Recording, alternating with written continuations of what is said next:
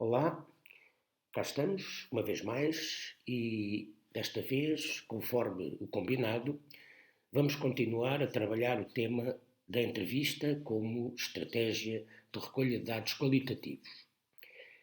Esta semana terão oportunidade de praticar a construção de um guião de entrevista. Começaremos por ver os vários passos a cumprir para a construção de um guião, bem como os diferentes tipos de questões possíveis de serem usadas nas entrevistas.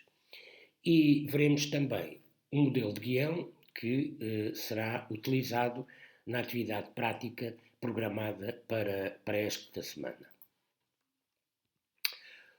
O processo de construção de um guião de entrevista envolve uma sequência de passos interligados, a começar pela definição dos objetivos da própria entrevista, isto é, aquilo que se pretende com a entrevista que se vai realizar. Estes objetivos, sendo embora muito específicos, deverão obviamente estar alinhados com os objetivos e as questões gerais do estudo. Uma vez definidos os objetivos, segue-se a listagem dos tópicos ou dos assuntos a abordar na entrevista. Esta listagem vai permitir a definição de objetivos ainda mais específicos, agora para cada tópico ou assunto a abordar, ou seja, aquilo que se pretende com cada tópico ou cada assunto. Posto isto, é à altura de formular as questões a colocar aos entrevistados para cada tópico ou assunto que se prevê abordar. Em resumo, a formulação das questões deverá acontecer depois da definição dos objetivos, da listagem dos tópicos, uma vez que destes passos anteriores que depende a escolha das questões mais apropriadas a colocar diretamente aos participantes. O último passo é a fase da pilotagem ou da testagem com vista ao aperfeiçoamento do guião. Então, a maneira de pilotar o guião pode ser de duas formas. Solicitar a especialistas e investigadores experientes a leitura do guião e solicitar também sugestões para a melhoria do mesmo, ou então administrar o guião a um número de indivíduos que não irão participar na amostra do estudo, mas que reúnam, tanto quanto possível, as características da amostra. Estes procedimentos permitem eliminar questões inoportunas, por exemplo, reformular questões ambíguas, rever a sequência das questões e calcular o tempo aproximado de cada entrevista. Depois destes procedimentos cumpridos, a versão final do guião estará pronta a ser utilizada com os verdadeiros participantes no estudo para a recolha dos dados para a pesquisa. No que respeita à tipologia de questões utilizadas nas entrevistas, nós podemos, de acordo com Patton, categorizá-las em 6 tipos diferentes. Há as questões que visam a recolha de dados sociodemográficos, que, para além de úteis para quebrar o gelo no início da entrevista, poderão também ser relevantes para recolher informação necessária ao próprio estudo. Poderemos também necessitar de incluir questões que nos permitam obter informação acerca das experiências, comportamentos, das atuações dos participantes. Ou poderemos também incluir questões dirigidas às opiniões, percepções ou pontos de vista dos entrevistados. Um outro tipo de questões é um grupo de questões que apelam aos sentimentos, aos estados afetivos ou emocionais dos participantes. E outro grupo ainda é constituído pelas chamadas questões sensoriais, ou seja, questões que apelam aos sentidos. E há ainda as questões que apelam ao conhecimento, isto é, aquilo que os participantes sabem sobre um determinado assunto. Há vários cuidados a ter, quer na formulação e na sequência das questões, quer no momento da condução da entrevista. Desde logo, há que ter o cuidado de não formular questões enviesadas e certificar-nos de que a sequência das perguntas tem uma determinada lógica que assegure um fio condutor e que não cause embaraços ou dificuldades aos participantes. No momento da condução da entrevista propriamente dita, há a necessidade de começar por legitimar a entrevista, isto é, explicar, ainda que brevemente, os objetivos, os propósitos da entrevista, garantir confidencialidade da informação prestada e solicitar permissão para fazer a gravação em áudio da entrevista. Há também que ter o cuidado de evitar estereótipos, atitudes ou intervenções passíveis de influenciar ou de enviesar as respostas. É conveniente também utilizar técnicas que permitam contornar tópicos que saibamos à partida que são tópicos, enfim, delicados, sensíveis para os próprios participantes.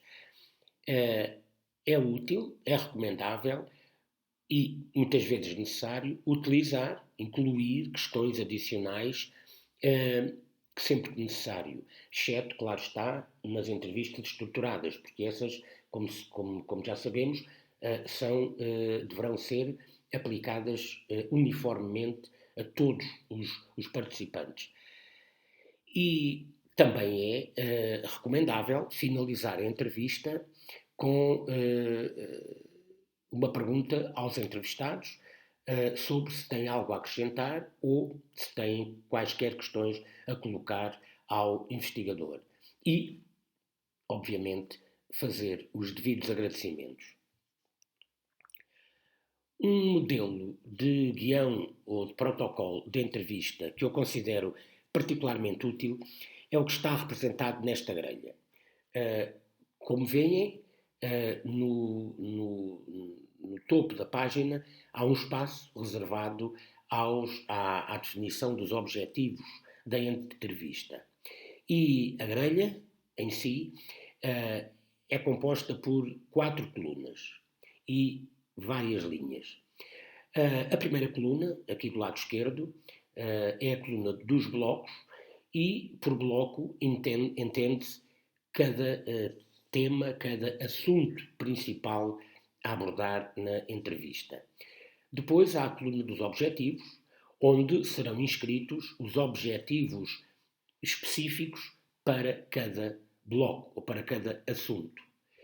E a terceira coluna é a coluna das questões, ou seja, é aqui o espaço onde serão formuladas as questões a colocar diretamente aos entrevistados relativamente a cada um dos blocos ou dos tópicos a abordar. Como veem, esta sequência permite, como já vos tinha dito anteriormente, permite que no momento de formular as questões a colocar aos participantes, a definição dos assuntos a abordar e dos objetivos para cada assunto facilitarão a formulação das questões, a escolha das questões mais apropriadas, porque elas deverão estar em consonância com aquilo que se pretende para cada bloco ou para cada tema. A última coluna das observações é uma coluna destinada exclusivamente ao investigador.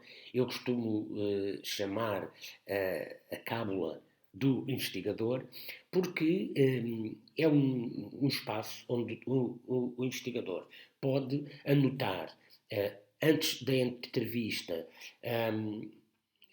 notas que durante depois o decurso, perdão, da entrevista um, lhe permitam recordar algumas questões que devam ser incluídas no sentido de esclarecer qualquer assunto, aprofundar qualquer assunto, ou até, durante a entrevista, é neste espaço que o investigador também poderá tomar notas de algo que considere relevante para mais tarde a fase da análise e da discussão dos resultados.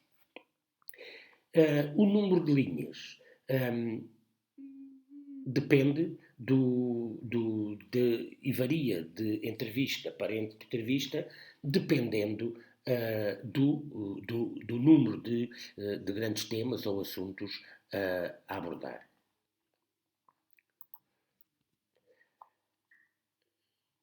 Eu, para esta semana, proponho-vos a leitura de um artigo, são apenas 7 páginas, um artigo de Toloi e Manzini, publicado em 2013, e que versa especificamente sobre a construção de guião de entrevista. Como leitura adicional, recomendo-vos o capítulo 8 do livro da Judith Bell sobre a entrevista. É um livro de fácil leitura, ao qual poderão aceder através do link indicado. Têm também disponível uma checklist que eu próprio adaptei da versão original inglesa, da autoria do professor Ted Wragg. É um roteiro de aspectos a considerar na preparação e na implementação da entrevista. O livro é de facto uma edição antiga, data de 1984, mas muito do que eu contei, e em especial esta checklist, parece-me perfeitamente atual. A semana passada, a tarefa consistiu na escolha de um tema que vocês gostassem de explorar, na definição de objetivos para esse possível estudo, na formulação de questões de investigação e na definição de uma possível amostra ou grupo de participantes. Então, na sequência dessa atividade, esta semana, o trabalho de grupo consiste na construção de um guião de entrevista destinada ao estudo que delimitaram a semana passada. O modelo de guião a ser utilizado é o que vos acabei de apresentar. Portanto, os conteúdos desta minha apresentação e as leituras recomendadas ou outras que poderão realizar por vossa própria iniciativa servirão certamente de suporte a este trabalho prático de grupo. Então, por agora é tudo. Bom trabalho e boa semana.